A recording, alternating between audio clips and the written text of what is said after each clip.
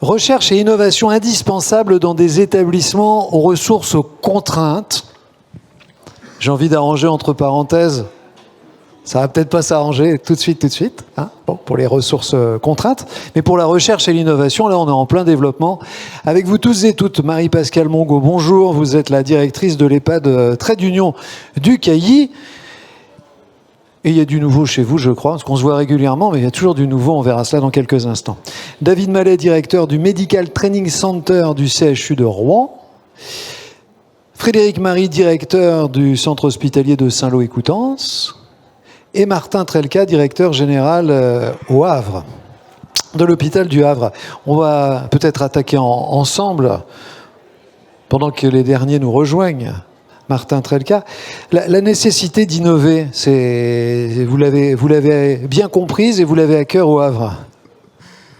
Vous faire part de ma modeste expérience sur le sujet, si on peut passer les slides. Avec vous, plus que des exemples et des bonnes pratiques, c'est plutôt une forme de définition de ce que peut être l'innovation à l'hôpital. Voilà, les mots ont un sens et il est toujours utile de repartir de la définition de ce qu'est l'innovation.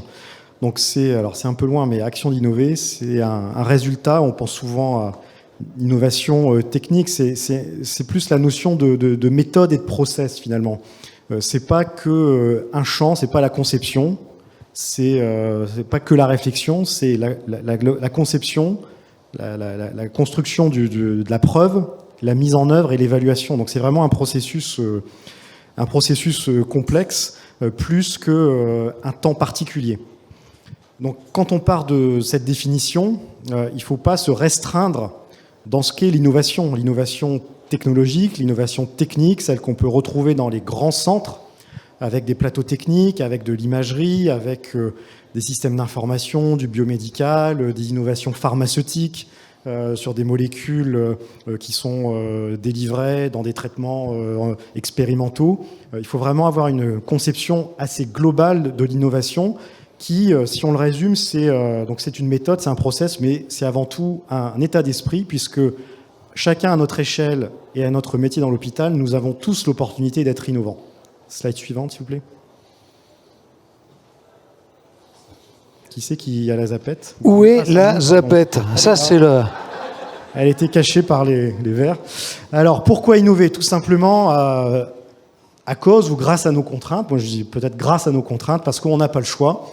Les défis sociétaux, nos usagers, nos personnels aspirent à d'autres choses que ceux qui travaillent historiquement à l'hôpital.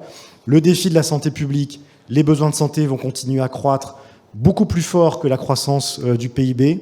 La transition écologique environnementale, je n'en reviens pas, on l'a traité l'année dernière. Le défi financier, les besoins sont toujours illimités, mais les moyens ne le seront plus. Le défi politique aussi, c'est en lien aussi avec l'université d'été, c'est le discours de la franchise. Alors je dirais pas la vérité, puisque l'intervention de la philosophe sur la vérité aux universités d'été amène à beaucoup de prudence sur le maniement de ce concept, mais la franchise sur l'organisation du système de santé, ses défis et quelle organisation optimale. Alors, 2 facteurs clés à prendre en compte sur l'innovation. Le premier, c'est la créativité. Et nous sommes tous capables d'être créatifs. Donc, c'est cette capacité à regarder au-delà de l'évidence, de transcender les façons traditionnelles de voir le monde et de créer quelque chose de nouveau. On est créatif comment ? Par la collaboration et par le non-respect des règles, d'être disruptif, c'est-à-dire de faire comme si elles n'existaient pas pour essayer d'en sortir. Ouais, ce que je dis souvent, c'est ce qui n'est pas interdit est obligatoire, c'est-à-dire qu'on a besoin d'être créatif. La transformation, c'est la deuxième partie de l'innovation. C'est innover pourquoi ? C'est principalement pour transformer quelque chose. Donc c'est une évolution, un cheminement d'un concept à une réalisation tangible qui a un impact. Donc c'est plus qu'un rouage dans la machine, c'est un impératif que chacun peut incarner dans l'organisation. Si on innove sans transformer, on n'innove pas. Donc vraiment la finalité, c'est passer d'un état de A à B avec une modification qui apporte du mieux. Donc qu'est-ce que l'innovation ? Si on en donne une définition assez simple, c'est juste réimaginer des façons de changer, mais en mieux. Alors il y a la petite innovation, la grande innovation, il y a l'innovation modeste, celle qui est beaucoup plus ambitieuse, celle qui est majeure, celle qui est mineure, celle qui est coûteuse, celle qui est gratuite aussi. L'innovation managériale organisationnelle, elle est gratuite, elle est à notre portée. L'innovation technique, technologique versus l'innovation organisationnelle. Et laquelle est la plus importante ? Ça dépend de vos objectifs, ça dépend de votre type d'établissement. Il n'y en a pas une qui est plus importante que l'autre, mais toutes, à mon sens, sont importantes. Comment ? Dès la conception, donc il faut créer de la méthode, du process, il faut analyser avec des outils assez simples. Finalement, c'est un cadre d'analyse impact, complexité en abscisse et faible, forte. Donc on peut avoir des projets avec bien sûr des impacts forts et une complexité faible. Donc ceux-là, ils sont un peu plus faciles. Et puis des projets avec des impacts forts mais avec des complexités fortes. Et là aussi, ça nécessite un peu plus de moyens. La mise en œuvre doit être facile et fluide. Une innovation qui est trop coûteuse, qui va consacrer trop de moyens, qui va être longue à mettre en place, qui va être besogneuse, soit on la continue en essayant de la simplifier et de l'accélérer, soit il faut l'arrêter tout de suite et repenser le cadre. Sinon, ça consomme trop de moyens, il faut passer à autre chose. Alors la scalabilisation, c'est un mot un peu barbare pour dire facilité à diffuser. Si un service met en œuvre l'innovation et que c'est accessible à l'ensemble des services, on va avoir une diffusion forte de l'innovation. Si c'est une innovation qui ne concerne qu'un seul service et qui est difficilement réutilisable, ça va être assez compliqué de capitaliser, c'est le deuxième concept, sur justement le fait qu'on va pouvoir la diffuser facilement. Et enfin, la valorisation, c'est comment on reconnaît dans une institution qu'une action a été innovante et qu'elle a transformé. Donc rapidement, voilà 2 slides sur la gouvernance du GHH. On a centralisé l'innovation au travers de la cellule projet innovation. On a mis en place la délégation de projets aux pôles qui sont chargés de mettre en place l'innovation de leurs projets. On a mis en place aussi, avec toujours un triptyque. L'innovation, elle doit apporter des améliorations pour l'hôpital, pour les équipes et pour les usagers. Si elle n'apporte un mieux que pour un seul de ces 3 chapitres, c'est pas suffisant. Il faut vraiment aller jusqu'au bout. La mise en œuvre, donc c'est par les pôles et avec une articulation avec les fonctions support. Donc les directions fonctionnelles se sont réorganisées pour trouver des interlocuteurs par pôle et faciliter le circuit de prise de décision d'arbitrage. D'autres façons aussi de diffuser, c'est le copil qualité de l'établissement, la réunion mensuelle des trios de pôle qui est basée sur plutôt les pratiques managériales, plutôt que c'est pas une CME bis. Et puis les réunions d'encadrement qu'on est en train aussi de reformater en mode design thinking, c'est-à-dire plutôt repartir du besoin collectif pour faire émerger des propositions qui concernent tout le monde. Et enfin la valorisation d'engagement collectif qui est issu du Ségur des ressources du Ségur RH, où là aussi la CPI filtre les projets et propose à la direction générale les projets qui vont faire l'objet d'un engagement collectif avec une cotation sur le différent barème de primes et avec une cérémonie de mise en avant de ces projets où chaque porteur de projet va présenter son projet devant l'institution avec 1 minute pour présenter mon projet. Et là aussi, on a commencé l'année dernière, 15 projets en 2022, 25 projets en 2023 et un montant distribué qui est passé de 100 000 euros à 250 000 euros. On va commencer à monter en puissance avec l'idée que l'innovation, elle concerne tout le monde et que n'importe quel agent est capable de proposer de l'innovation. Donc au final, l'innovation, c'est plus un process, c'est un résultat, c'est aussi un état d'esprit qui est à la portée de n'importe quel collectif. Les petites innovations du quotidien produisent souvent plus de satisfaction que les grandes réalisations qui sont plus rares. Un grand projet transversal, un projet de reconstruction, un projet technologique va concerner un périmètre restreint. On va peut-être, dans une carrière professionnelle, reconstruire un établissement, mais qu'est-ce qu'on fait les 35 ans qui suivent si on considère que c'est la réalisation majeure ? Et donc, c'est vraiment insuffler un état d'esprit avant tout, et peu importe la taille de l'établissement. Merci beaucoup, c'était clair, concis, rapide. J'ai juste une question. Fruit de l'intelligence artificielle ? Non, pas du tout, de l'intelligence humaine, la vôtre, hein, rassurez-moi.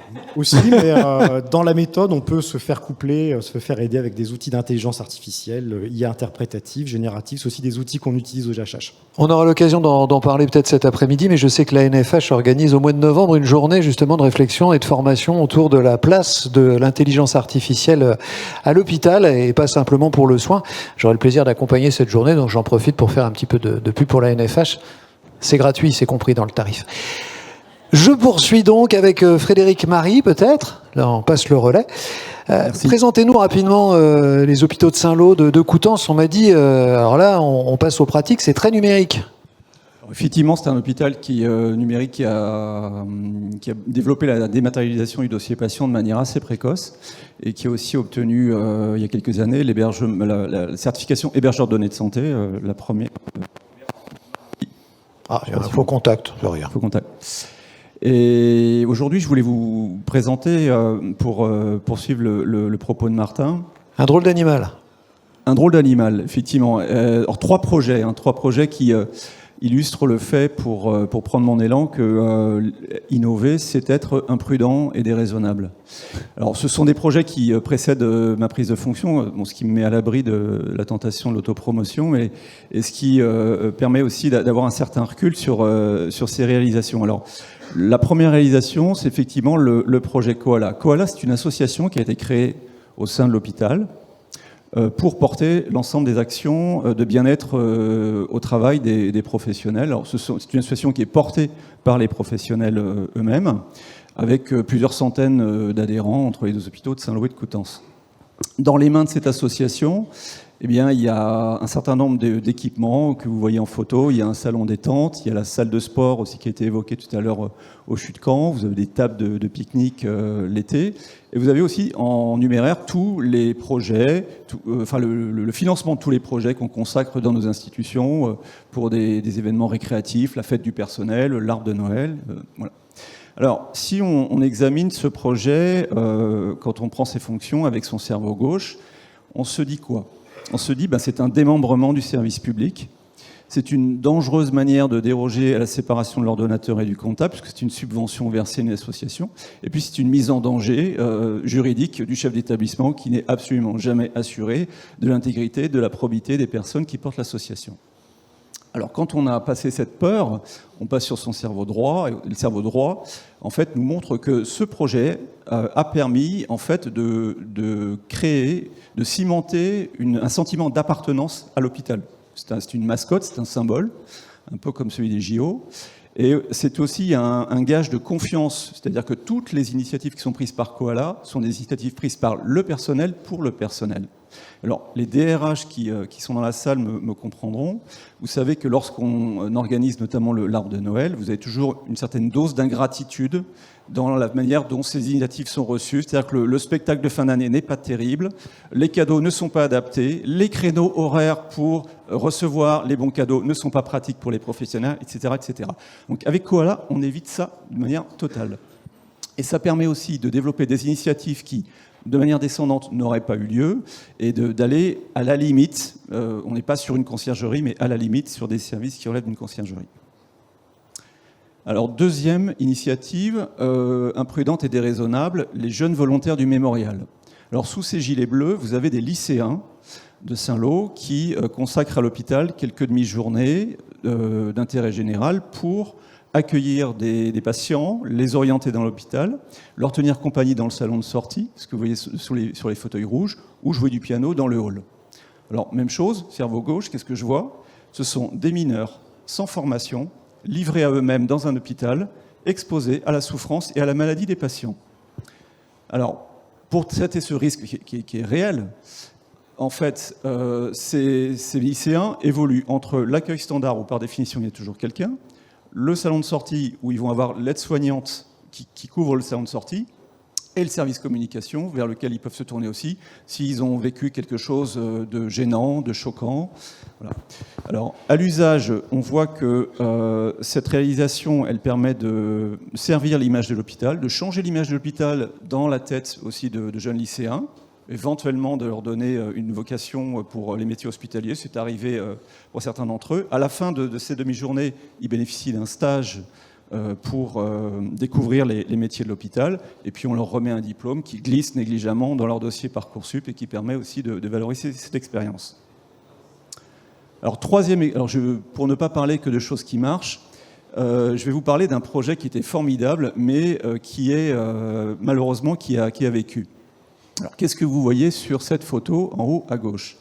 C'est un adaptable qui sert à faire manger les patients au lit, ça je pense que vous l'avez bien reconnu, avec un bras articulé sur lequel se trouve un écran. Sur cet écran, vous avez la télévision, le dossier patient, un portail patient avec des informations de santé publique et des choses un peu plus récréatives.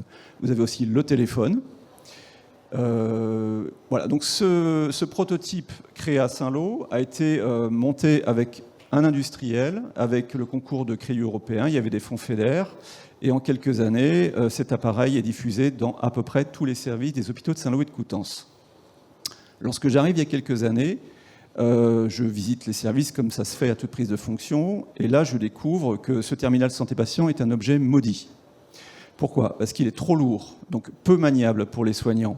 Il est filaire. Vous voyez qu'il y a une pelote de fil qui relie l'écran à la goulotte au pied de la chambre.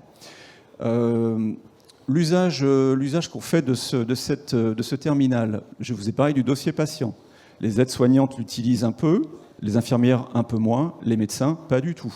Le médecin, quand il fait la visite, il prend connaissance du dossier du patient, soit dans son bureau, soit sur un portable dans le couloir, et quand il rentre dans la chambre du patient, il entame son colloque, mais il ne travaille pas directement sur le dossier patient. Donc, un élément aussi par rapport aux usagers, le fait pour une personne de 80-90 ans d'avoir un écran, une télévision à une longueur de bras, c'est quelque chose d'agressif.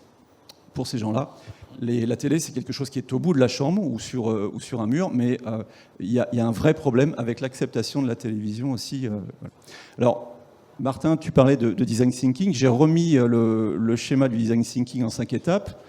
On est allé, pour construire ce prototype, de l'empathie jusqu'au test, mais il y a une phase de généralisation qui a été très rapide après le test, dans la mesure où il y avait eu un investissement humain et financier énorme au niveau de l'établissement, et donc on n'était plus dans de l'innovation, mais dans la diffusion générale.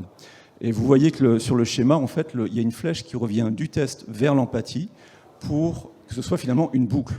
Alors, toutes les étapes ont été empruntées, mais il aurait fallu en fait les emprunter de manière beaucoup plus importante. Alors, pour finir rapidement sur ce projet, on a essayé de le sauver avec un autre industriel qui est spécialisé dans les écrans à l'hôpital et qui nous a sorti un prototype beaucoup plus léger, non filaire, avec une batterie. Mais au moment de lancer la diffusion, ils avaient fait une étude de marché au niveau national et ils ont décidé de ne pas y aller en jugeant que la demande n'était pas suffisante. Voilà. Donc pour dire que un processus d'innovation est quelque chose de particulier, qu'on ne peut pas le généraliser trop vite et qu'il faut passer effectivement par ces itérations, par ces allers-retours avant de le diffuser. Et puis il faut savoir tester et accepter l'échec aussi, quelque part, et de se dire non, ça vaut pas le coup. Et ça, parfois, on l'oublie. Merci beaucoup. J'y vois aussi de l'attractivité. Je vois aussi le retour de l'attractivité de notre première table ronde, parce que les petits jeunes qui viennent chez vous, peut-être qu'un jour, sensibilisés au monde de l'hôpital, ils viendront travailler chez vous, ils frapperont à la porte. Et puis Koala, bon, on a bien compris, hein, c'est aussi un moyen de dire soyez les bienvenus, vous avez vu chez nous, il n'y a pas que le boulot, il n'y a pas que le soin, il y a aussi du sport, il y a aussi une forme de comité d'entreprise, entre guillemets, que vous pourriez trouver dans une autre entreprise avec un joli cadeau à Noël pour les enfants. Merci beaucoup. Alors, nous sommes avec vous, Marie-Pascale Mongaud. Il y a de la nouveauté, m'a-t-on dit, et pas de trait d'union, on est au Cailly. Enfin, il y a plusieurs établissements, non toujours. Oui. Et de plus en plus.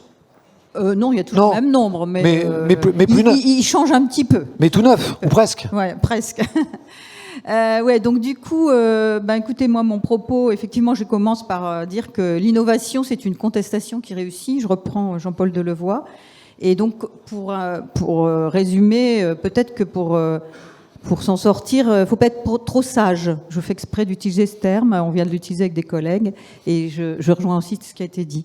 En fait, moi je dirige plusieurs établissements et services, je dis, pour personnes âgées. Le premier qui a été réceptionné, c'est le village des Aubépins à Maromme, en 2013, réceptionné, mais pensé en 2007, vous voyez. Et donc là, avec une vision d'EHPAD, plateforme de ressources, c'est-à-dire un EHPAD qui rayonne sur son territoire et qui offre toute une palette de services du résidentiel, certes, mais aussi des services pour en soutien du domicile. Et ça, c'est la force qu'on a dans les EHPAD et qu'on oublie souvent. Et que du coup, on peut venir soutenir les personnes à domicile aussi, avec un clic, du répit, etc. Je pense qu'on ne va pas rentrer dans le détail. Et donc, avec une forte vision domiciliaire, puisque moi aussi, je parle d'habitants et les gens ont un logement. C'est toute une culture à intégrer, à faire intégrer à tout le monde. Et on a la chance d'être resté en cœur de ville. Et du coup aussi, on a poussé la démarche, puisqu'on veut que les gens restent très citoyens par une déclinaison du projet architectural forte, on ne pourra pas rentrer dans le détail, mais un point phare et central, c'est qu'au rez-de-chaussée, on a mis des commerces, dont une brasserie où on boit de la bière et du vin. Donc pour nos résidents, pour les gens de l'extérieur, parce que ces commerces sont ouverts pour les gens de l'extérieur, mais aussi pour les résidents, bien sûr, et leurs familles. Donc vous imaginez que c'était déjà révolutionnaire et ça marche. Et on y reviendra sur comment, quand on parle de... Enfin, vous imaginez, en 2007, quand j'ai commencé à parler qu'il y aurait une brasserie, on m'a dit, mais c'est interdit, il n'y a pas de texte pour ça. En fait, quand on innove, on nous demande s'il y a un texte. Donc en fait, c'est le principe contraire de l'innovation. C'est-à-dire que quand on innove, ça n'existe pas. Mais en même temps, ce que j'avais dit, c'est qu'il n'y a pas de texte qui l'interdit non plus. Donc on partait plutôt bien. Et donc son petit frère qui est en train de naître, le village des Myosotis à Montville, et là on a une déclinaison toujours en cœur de ville, ça a été tout un challenge, et voilà, avec des logements, une vision domiciliaire encore plus poussée, puisqu'on aura des logements de 28 mètres carrés avec tous un balcon. On a, dans la vision intergénérationnelle et cœur de ville, citoyenneté, on a intégré une maison d'assistante maternelle pour 12 places de 12 berceaux, une maison de santé pluriprofessionnelle pour répondre aux besoins du territoire et une résidence inclusive, c'est-à-dire partagée, 34 logements avec de l'habitat classique et 20 seniors qui sont intégrés. Alors moi, j'ai essayé de m'attacher plus à qu'est-ce qui nous pousse aujourd'hui à innover, qu'est-ce que ça peut apporter.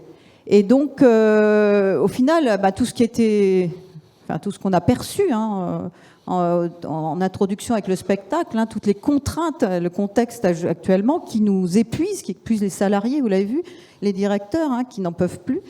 Et au final, avec une perte de sens importante et une perte des valeurs profondes. Et voilà, où sont mes valeurs? Et je pense qu'en fait, soit on subit au risque de faire subir la même chose à tout le monde, à nos salariés et les épuiser, ou alors on fait un pas de côté et on essaye de prendre un autre chemin et d'essayer de construire l'avenir, à contribuer en tout cas à la construction de l'avenir. Et là, on réouvre un espace de pensée et voilà, on peut avoir des rêves, on peut se remettre à rêver. Alors, ça ne va pas forcément changer notre quotidien, puisque les contraintes, elles restent, elles demeurent, il faut faire avec, mais on va falloir jongler avec toutes les contraintes qu'on doit continuer de supporter, tout le contexte difficile, etc. Mais on va retrouver un pouvoir d'agir, et un pouvoir de penser, un pouvoir de transformer. Et je pense que ça va apporter de la satisfaction, du bonheur. Bon, vous voyez, la petite dame, elle est un peu plus heureuse quand même, mais quand même, elle doit jongler. Parce que ça, il faut quand même comprendre que l'innovation, c'est quand même pas si facile que ça, parce qu'effectivement, tout le quotidien reste. Certes, ça permet, je pense, ça permet de garder du sens au travail, ça permet de mieux vivre, je pense, mais ça rajoute aussi du travail, parce que quand on se met à innover, on se rajoute des charges, et donc il va falloir surfer sur la vague, et du coup, il va falloir faire avec toutes les contraintes, etc., les injonctions contradictoires. On vous dit qu'il faut innover, mais surtout ne rien changer. Ça, souvent, vous comprenez que quand vous commencez à proposer une innovation, on vous dit que non, mais c'est pas possible. Il faut beaucoup d'audace, ça a été dit, ne pas avoir peur. Il faut beaucoup de courage et de l'exigence. Un mot aussi, je trouve que ça pourrait faire l'objet d'un colloque sur aujourd'hui, quand on parle et je pense que Élise l'a dit aussi tout à l'heure, quand on parle de l'attractivité, on a une tendance à penser que l'attractivité, elle se fait par plus avoir d'exigences, alors que les personnes attendent qu'on ait des attentes à leur égard, les professionnels. Donc c'est un monde d'exigences aussi, l'énétique du risque nécessaire et mesurée, la pensée, et effectivement c'est une posture globale de managériale. Moi aujourd'hui, je pense que ce qui reste, c'est la question de l'essaimage aujourd'hui pour nous. Et voilà, je pense que je reste à disposition pour des questions. Merci beaucoup.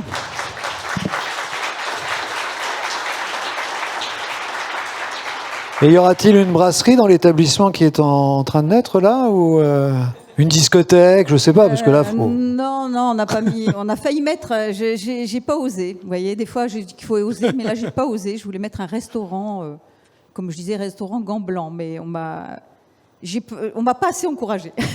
Alors moi, je me suis beaucoup reconnu dans ce que vous dites. Pourtant, je travaille pas du tout dans votre milieu au quotidien, mais plutôt dans l'audiovisuel. Je fais de la radio. L'émission de radio que je présente est filmée pour la télévision et diffusée. Et au tout début, il y a 3 ans, on m'a dit, mais rassure-toi, ça change rien pour toi. Ça ne change rien. Et moi, je leur disais, mais si, ça va forcément changer quelque chose. Non, rassure-toi, il faut pas que ça change. Ça changera rien. Bon, ça a changé pas mal de trucs. Mais ça, je le savais. Mais on m'a quand même expliqué que ça ne changerait rien. Ça ne change rien. C'est devenu même une blague chez nous en interne. Merci beaucoup. Accepter l'innovation, c'est accepter le changement. Et on en termine avec un haut lieu de l'innovation, David Mallet, rien que par le nom, le Medical Training Center du CHU de Rouen. Merci, vous en êtes le directeur. Je crois que vous êtes venu avec des images pour qu'on découvre le lieu et puis qu'on comprenne bien l'innovation chez vous. Oui, alors bonjour à tous. Effectivement, je suis venu avec quelques vidéos et alors le Medical Training Center, effectivement, le nom est anglais, mais le CHU est bien à Rouen. Et la direction de la recherche clinique, j'ai la responsabilité de piloter et aussi en charge de l'innovation. Et donc j'avais proposé dans cette présentation, mais qui ne sera pas non plus trop longue, parce que j'ai bien compris qu'on était attendu par un horaire. Et je vous en remercie. Et c'est tout à fait soyons innovants, soyons disruptifs, faisons court. Exactement. Et donc, pour juste situer le contexte de cette première vidéo, c'est un petit peu d'illustrer ce qu'indiquait notamment Martin Trelka en présentation, c'est qu'un projet innovant, là on a pris un exemple qui est vraiment dans la phase expérimentale encore, eh bien c'est un service, là en l'occurrence c'est le service du SAMU 76A, avec différentes directions, dont la direction de la recherche, mais aussi la logistique, les finances, la direction des systèmes d'information, qui se réunissent et qui donc accompagnent un projet. Donc je vous propose de visionner la petite vidéo.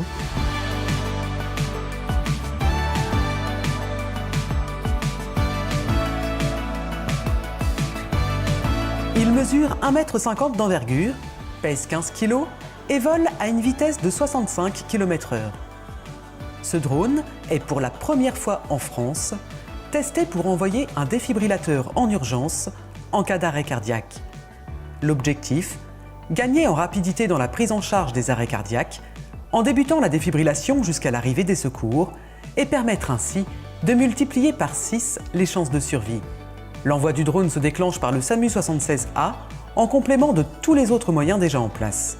Le SAMU de Rouen reçoit environ 500 appels pour arrêt cardiaque par an. Donc dès que l'appel survient, c'est une urgence avec la mise en place de l'ensemble de la chaîne de survie, c'est-à-dire l'envoi des moyens de secours, l'envoi bien sûr des équipes SMUR.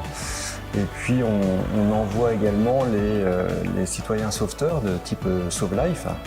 C'est une nouvelle étape donc sur certains secteurs avec un drone qui sera capable d'intervenir directement, peut-être même avant l'arrivée des secours. Alors, l'objectif du drone, c'est de gagner du temps, en raccourcissant le délai de défibrillation. On peut espérer que le drone, qui a moins de contraintes que des véhicules terrestres, puisse arriver rapidement et que les témoins qui ont appelé le SAMU puissent utiliser le défibrillateur qui a été déposé à proximité par le drone et puissent défibriller avant même l'arrivée des secours. Cette solution innovante, en test dès mai 2024 sur le secteur de Forges-les-Eaux, est le fruit d'une collaboration entre le SAMU 76A et une start-up rouennaise. Alors c'est un projet, la genèse du projet, elle date de 2021, où chez Deliveroo, on avait fait une démo de livraison d'un burger par drone. Et on a vu quelques relais presse et suite à ça, on a été contacté par le docteur Cédric Dame, qui est donc le directeur du service 76, avec un mail qui tenait en 2 lignes en disant ce que vous faites m'intéresse, pas pour livrer des burgers, pour sauver des vies. Donc ça nous a interpellés, on a pris contact avec lui et c'est comme ça qu'on a fait évoluer le projet pour aboutir vers l'acheminement en urgence de défibrillateurs. Alors aujourd'hui, ce qu'on voit ici, c'est une première en France, donc c'est la première installation de drones défibrillateurs en France. En revanche, c'est une solution qui est née en Suède. En Suède, ils ont déjà un certain nombre de bases qui sont opérationnelles, où ils commencent effectivement à avoir des premiers retours. Ils ont beaucoup amélioré la solution et ils constatent un temps d'arrivée sur site qui est drastiquement réduit grâce à l'utilisation du drone et donc de pouvoir ainsi défibriller la victime beaucoup plus rapidement qu'actuellement. Ce projet, soutenu à hauteur de 250 000 € par la région Normandie, comprendra dès janvier 2025 une seconde infrastructure sur le plateau est de la métropole rouennaise pour couvrir ainsi un périmètre de 400 km².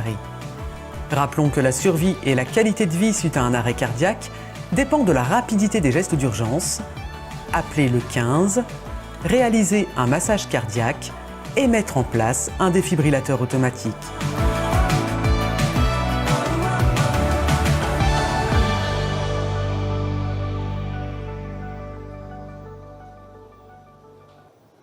Donc effectivement, je me disais qu'en plus ça faisait un lien avec la mouette, puisqu'on parlait au démarrage. Donc finalement, on était bien dans la thématique. Et voilà, c'est un projet qui est vraiment expérimental, qui doit encore être passé par différentes phases, où je pense qu'on aura aussi un beau projet de recherche autour du parcours de soins, un PREPS dans notre jargon. Mais en tout cas, c'est vraiment une étape intéressante. Et pour enchaîner, donc le Medical Training Center, alors j'ai voulu prendre 2 photos parce que finalement il y a des ruptures, des continuités. On reste toujours dans l'idée que c'est jamais la première fois sur le patient. Alors au XVIIe siècle, c'était plutôt les cadavres, et puis maintenant au MTC, on est sur des mannequins haute fidélité, on est sur vraiment des outils très performants. Mais la philosophie, c'est la même, c'est aussi le compagnonnage dans la médecine. Donc je trouvais que c'était intéressant de montrer ces 2 photos, outre les faits que je trouve que le service communication du CHU de Rouen, en plus de faire des belles vidéos, manie bien le clair-obscur sur ces photos. Et j'avais une vidéo, mais vraiment courte, pour présenter le MTC. Mais on va y aller, qu'on comprenne bien ce que c'est que la formation, voilà, par simulation, c'est ça. Et après, on peut illustrer avec vraiment 2 exemples de solutions innovantes. Eh ben, on va vite aller vers la vidéo et puis on conclut. Merci.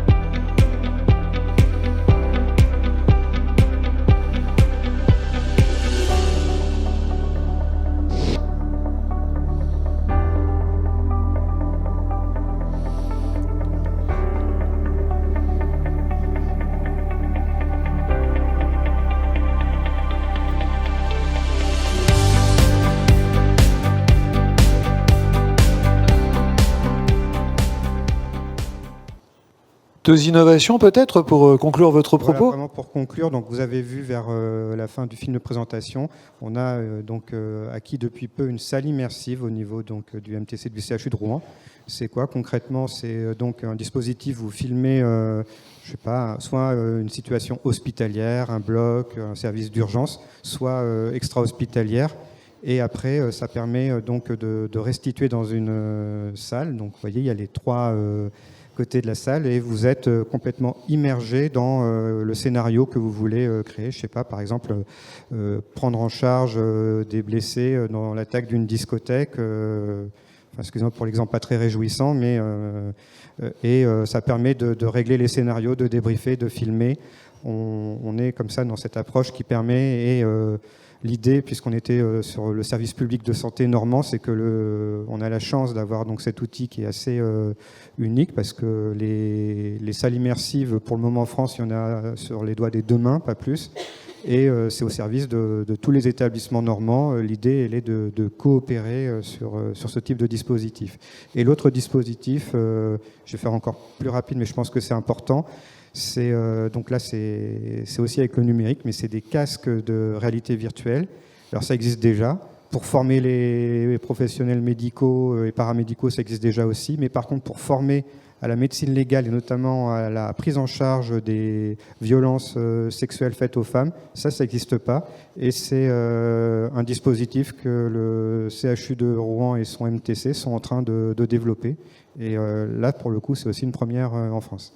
Alors on a vu l'immeuble dans la vidéo, dans un lieu qui fut longtemps une friche, un parking, tout ce qu'on voulait. Et là, aujourd'hui, ça pousse comme des champignons. On va se revoir d'ailleurs, je pense, la semaine prochaine à l'occasion de l'inauguration de Seine-Néopolis, qui va être le lieu de l'innovation pour vous, pour tous les Normands. C'est devenu un lieu très fréquentable et j'encourage tout le monde à le fréquenter. Mais effectivement, on a donc la vidéo terminée en indiquant que le MTC était au cœur du campus santé Rouen-Normandie, parce qu'effectivement, vous avez à proximité immédiate l'hôpital Charles-Nicolle, vous avez l'UFR Santé, vous avez donc le lieu aussi du campus santé, vous avez le centre de lutte contre le cancer Henri Becquerel qui est également à proximité, et tous ces acteurs construisent un écosystème et portent ensemble des projets et de l'innovation.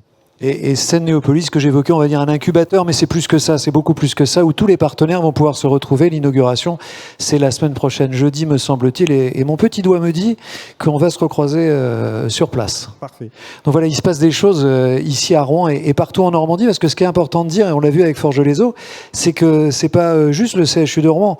On rayonne aussi, on travaille avec les hôpitaux environnants de Normandie. Est-ce que vous avez, je regarde l'heure parce que j'ai des engagements à tenir, est-ce que vous avez une ou deux questions à poser à nos intervenants ? J'arrive. Je remercie Yann Poulenc, praticien et un peu d'IEP. Innovation, progression, vers du progrès, qualité de vie, formation. Juste une précision, tout ça s'intègre, et je pense que vous le savez, dans un process de certification périodique des soignants. À mon avis, c'est important de coller tous ces sujets à ce devoir maintenant, parce qu'on parlait de besoin ce matin, mais maintenant on est dans le devoir. DPC, certification périodique, qui est active depuis le 1er janvier 2023, et qui concerne l'ensemble des soignants dès qu'il y a un ordre, c'est-à-dire depuis l'infirmière jusqu'au praticien, à l'ordre des dentistes. Et cette certification périodique, pour être vice-président du CNP de médecine interne, va s'articuler sur 4 axes, la formation, les compétences, bien sûr celui de l'analyse des pratiques, la relation avec le patient, et le 4e axe, c'est la santé personnelle des soignants. Donc bien sûr, ça sera une démarche tout à fait personnelle, qu'il faudra qu'ils investissent eux-mêmes, mais il me paraît important que l'ensemble de la collectivité hospitalière avec la FHF soit bien informé de cette certification périodique qui maintenant est en vigueur depuis le 1er janvier 2023 et pour lequel, à mon avis, il s'agit d'un travail systémique et interdisciplinaire. Je vous remercie. Merci pour cette précision. Est-ce qu'on a une autre question, remarque ou commentaire ? Eh bien, je vous remercie d'applaudir nos intervenants. Merci beaucoup.